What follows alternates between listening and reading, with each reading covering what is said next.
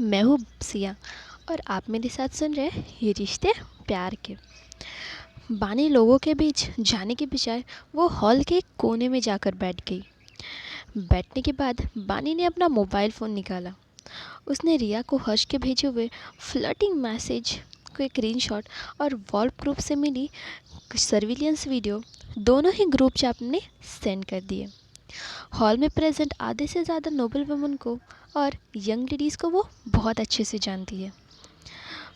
वो तो बाद में यार ये तो बाद में बहुत इंटरेस्टिंग वाला है। चलो शो शुरू करते हैं। उस बानी और जूरी और रिया एक साथ कुछ नोबल लेडीज़ के साथ बात कर रहे थे।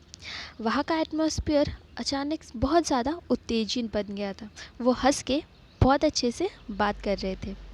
उन्हें विश्वास था कि वो जल्द ही अपर कास्ट में शामिल होंगे। वो सबके सामने सिर उठाकर अपना इंट्रोडक्शन दे पाएंगे। ये सोचते हुए उन्होंने महसूस किया कि बहुत सारे लेडीज़ उनके खुशी का एक्सप्रेशन फ़ोन देख के बदल गया है। वो सब लेडीज़ तुरंत ही वहाँ से घृणा से चले गए। उससे पहले कि रिया और जूली कुछ समझती, उन्होंने देखा कि उनके आजू बाजू के सारे लोग एक दूसरे से वहाँ से चले गए हैं। उनके पास अब कोई भी नहीं था। सिर्फ मिसेस मित्तल वहाँ उनके पास थी। सिर्फ 2 मिनट के अंदर ही उनके पास के सारे लोग चले गए थे। उनके अजीब और घृणा भरे नज़रें उन्हें असहज कर रही थी। जूली को बहुत जल्दी ही समझ में आ गया कि कोई गड़बड़ है। क्या चल रहा है, उसने सोचा। और मैडम मित्तल प्राची को भी महसूस हुआ कि कोई गड़बड़ है। प्लीज़ थोड़ी देर यहाँ रुकिए, मैं अभी आती हूँ। पर वो वापस आई ही नहीं। रिया और जूली वहीं बैठे रहे। उन्हें ऐसा महसूस हो रहा था कि वो कांटे और सुइए पर बैठे हुए थे, जो बहुत असहज हो रहा था, अनकंफर्टेबल महसूस हो रहा था। मॉम, क्या हुआ होगा? सभी लोग हमें ऐसे अभी तो हमें सभी लोग वेलकम कर रहे थे। या मैं भी यही सोच रही हूँ। जूली भी उलझन में थी। शायद हमें मैडम मित्तल का इंतज़ार करना चाहिए और उनसे पूछेंगे कि क्या हो रहा है। वो इंतज़ार करते ही रहे, पर वो वापस ही नहीं आई। प्राची जिनके साथ फैमिलियर थी उनके पास गई, पर उसे महसूस हो रहा था कि कोई गड़बड़ तो ज़रूर है। उन औरतों ने उसे वीडियोस और स्क्रीनशॉट दिखाए। जैसे ही उसने वो फ्लर्टिंग वर्ड्स और blockbuster like car intimate video देखा, उसका चेहरा पीला पड़ गया। उस लेडी ने तिरस्कार से पूछा, मैडम मित्तल, आप ऐसे लोगों को कैसे जानती हो? क्या आपको डर नहीं है कि आपकी रेपुटेशन इन 2 बेशर्म लोगों की वजह से ख़राब हो जाएगी? शायद मिट्टी में भी मिल जाएगी। प्राची का चेहरा शर्म के कारण एकदम बीटरूट की तरह लाल हो गया। उसने ताने भरे शब्द इग्नोर किए और अपने नेफ्यू हर्ष के पास चली गई। हर्ष कुछ बॉसेस के साथ बात कर रहा था। जब उसने देखा कि उसकी आंटी गंदे एक्सप्रेशन के साथ जल्दी से उसके पास आ रही है, उसे भी लगा कि कोई शायद गड़बड़ होगी। वो जल्दी से उसके पास गया और पूछा, क्या हुआ है? तुमने रिया के साथ क्या किया? आपका क्या मतलब है? तुम्हें नहीं पता?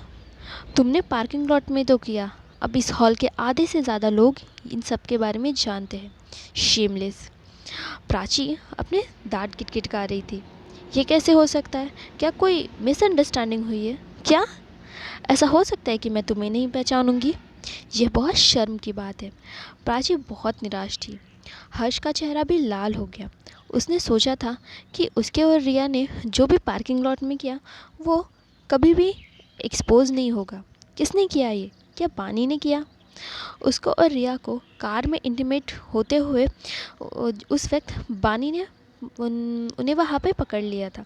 ये वीडियो पक्का बानी ने ही रिकॉर्ड किया होगा। कुतिया कहीं की, कमीनी कहीं की।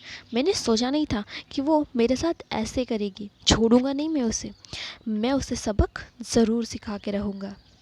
हर्ष गुस्से में मुड़ा और एक वाइट फिगर को कॉर्नर से बैक डोर से की तरफ जाते हुए देखा। वो प्राची के पास से उस वाइट फिगर के तरफ भागा।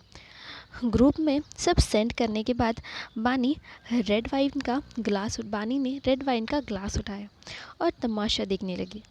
जब उसने देखा कि वो सारे औरतें रिया और जूली के साइड से दूर जा रहे हैं, जैसे वो प्लेग से भाग रहे हो, जो दूर रहो कहता है। प्राची भी हर्ष को जल्दी से ढूंढने गई। उसे पता लग गया था कि उनका स्कैंडल किसी बॉम्ब की तरह धन से फूट गया है। वो तिरस्कार से उठी और वहाँ से चली गई। बानी जल्दी ही हॉल से बाहर चली गई। वो सीधे साउंड कंट्रोल के सेंटर में चली गई। अभी भी उसकी लड़ाई बाकी थी। जब तक उसका नेक्स्ट प्लान पूरी तरीके से सफल नहीं होगा, तब तक जूली और रिया तो सेफ ही थे। उसके आज के काम का एंड पार्ट तो अभी बाकी था। बानी जल्दी से हॉल के साइड डोर से सीधे बैक स्टेज चली गई, पर अचानक एक हाथ ने उसकी बाह को पकड़ लिया। शॉक्ड होकर वो मुड़ी और पाया कि दो गुस्से भरी लाल आंखें उसे नफरत के साथ देख रही है। फ्रेंड्स, अगर आपको ये कहानी पसंद आ रही है तो सब्सक्राइब और लाइक करना प्लीज़ मत भूलिए, और ऊपर दिए गए बेल आइकन को भी ज़रूर दीजिए। मतलब जब भी मेरी डेली एपिसोड्स है वो आपको, जब भी मैं वीडियो डालूँगी, आपको जल्दी से उसके बारे में पता चलेगा और आप कहानी का मज़ा ले पाएंगे। Thank you.